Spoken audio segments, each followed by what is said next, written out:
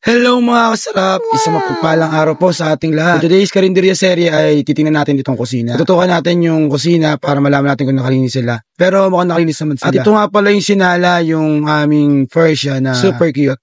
At check natin dito sa hugasan ng mga plato. Nandito si Genggeng. Nag-uhugas siya ng mga tray. And then lalabas tayo. Tingnan natin yung yung aking mga labahin. So mga kasarap, marami akong mga labahin na tinunti-unti ko lang dahil medyo busy tayo ng konti. So mga kasarap, itong mga oras na to ay may mga customer tayong kumakain. May mga nakapark na dyan sa kabilang side. So bali may mga truck at saka may mga single na nakapark dito sa may magkabilang side ng ating Raisin Eatery. Yan mga kasarap, ito na po yung loob. Makikita nyo may mga kumakain po, bagamat wala pa po ang lunch time. Usually po mga kasarap ay hindi ako nagbibideo ng lunchtime kasi po ay medyo mahirap dahil naka-stand po yung phone ko, baka mamaya ay masaring, magalaw o masira or mawala. So mga kasarap, diretso tayo sa may parking area. Yan yung aking motor na si Akuza at meron tayong customer na bagong paparating, nakasakay sa sasakyan na van. Check din natin yung ilaw kung bukas yung ilaw. Oh, very good, nakasara ang ilaw. So ayan po yung parking, nandyan pa rin yung truck ng Green Arrow at ayan yung aking motor na si Akuza.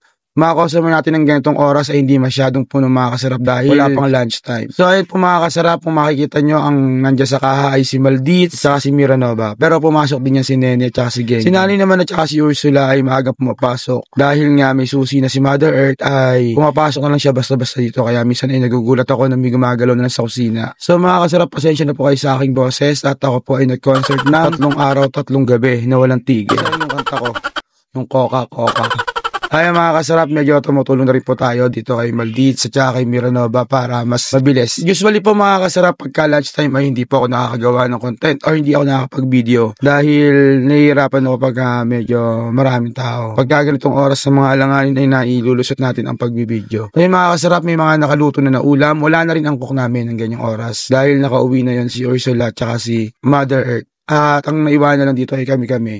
Si Maldit, si Miranova, si Nene, si Genggeng, at tsaka ako. So, tulong-tulong kami rito. Pagka wala si Nene, ang nag-iihaw ay si Maldits. Pero pagka naman nandiyan naman si Nene ay hindi nag-iihaw si Maldits. Si Maldits ang nandito sa harapan. Ayun mga kasarap, i-share ko lang po, mga kasarap, usually pagka nandyan naman ako ay umaalalay ako sa harap. Pero ang laging nandyan ay si Maldit at si Miranova. Silang nag-a-assist sa mga customer. Usually ang pasok ng mga customer namin ay pag almusal, oras ng almusal, oras ng tanghalian, tsaka sa oras ng hapunan. So ayun mga kasarap, bali hindi po talaga mapipigilan ng inyong kasarap ang pagkakape. Dahil nga coffee is life. So, ayan, mga kasarap, kape tayo. Bagamat medyo late na ang oras na to ay ganun pa rin naman. Magkakape pa rin tayo. Okay, kaway sa mga adik at loyal na nagkakape. So, kape lang po tayo mga kasarap.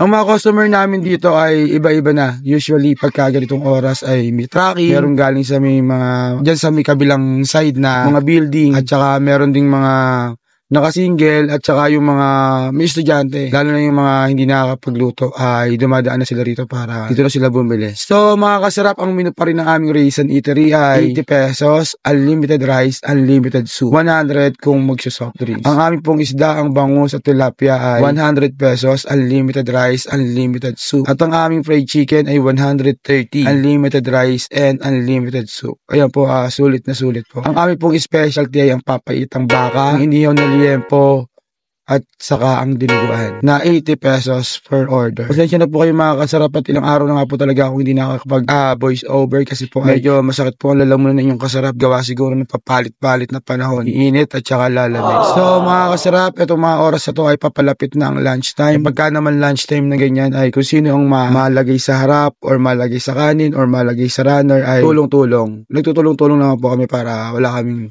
problema. So mga kasarap, ayan po, maraming po salamat at ako po muli ang inyong kasarap na si Eds Hernandez Kasarap na bagamat minamalat ay tuloy pa rin. Maraming po salamat. Lagi po ako nagpapaalala na lahat pwede pero hindi lahat dapat.